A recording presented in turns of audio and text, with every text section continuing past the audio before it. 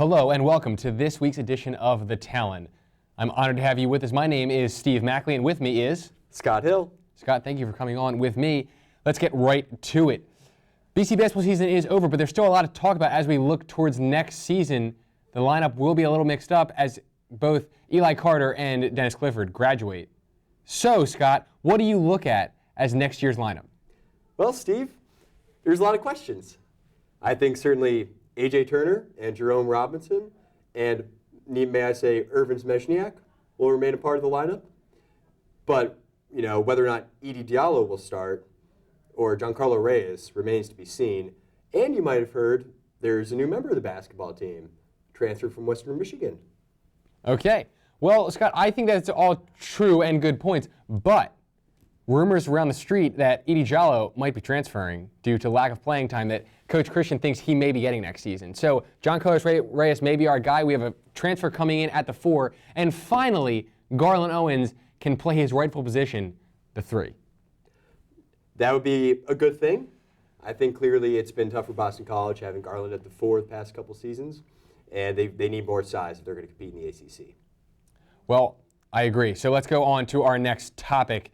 Boston College basketball, it was a low point for them, but Boston College hockey, a high point for them. They return to the Frozen Four, head down to Tampa Bay April 7th to take on Quinnipiac. Scott, what do you expect to see from the Eagles in that game? More winning.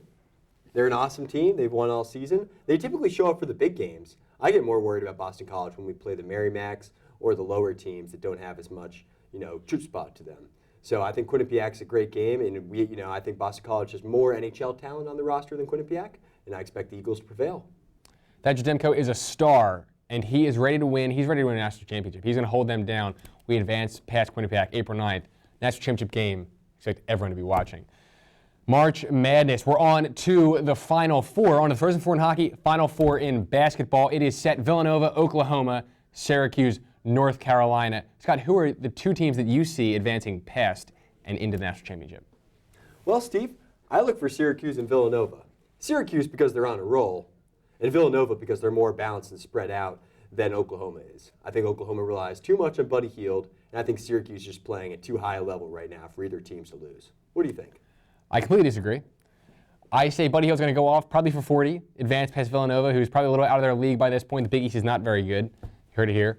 And UNC is just too strong. Syracuse's run comes to an end, and I expect Oklahoma to beat North Carolina in the national championship game. Well, we'll have to see about that, Steve. We will have to see, Scott. We'll return back to see who was right. We will. I think I will. So, on to a scandal of some sorts in the Boston area. Pablo Sandoval, a scandal because that guy gets paid so much money, third baseman for the Red Sox. He's not performing, a little bit out of shape. Scott, could he lose his job? Steve, I think Kung Fu Panda could very well lose his job. Like you said, he's fat, he's out of shape, he's paid so much money, his defensive numbers are terrible, and he hit very poorly last season. And meanwhile, the Red Sox have a young Travis Shaw waiting in the wings who's ready to step up and take his job. I just don't know if they will let him because it's so painful to bench a player who's paid $19 million. It's egregious. It's a lot of money. It's almost like watching a joke when you see him play out there. It's like he doesn't even take it very seriously. Scott, I agree with you. He probably should lose his job. We'll see how long it takes for him to actually lose his job. And our final topic for tonight, the Warriors sit at 66-7. They're very close to breaking the 72-10 all-time record regular season of the 95-96 Chicago Bulls. Scott, will they break it? I think so. Assuming they're trying to break it and assuming they stay healthy, I think this is a team that's talented enough, deep enough. The remaining schedule isn't that difficult except for a return trip to San Antonio. I think they're going to do it. Scott, I agree. I think they're going to do it as well. Not too many more games left. They have 2 games against San Antonio. It could be tough ones, but this team does want to break it. These guys want to have that record. They want to be the best of all time, and they're also looking towards the championship. They don't want just this record. They want a second straight championship. Very difficult to do, to win 2 in a row. It's very rarely been done in NBA history. So I agree. I believe 73, maybe 74, maybe even 75 wins for this Golden State Warriors team. That's going to do it for tonight, our wide range of topics. Scott, thank you for coming on with me. My name is Steve Mackley. And I'm Scott Hill. We'll see you next week.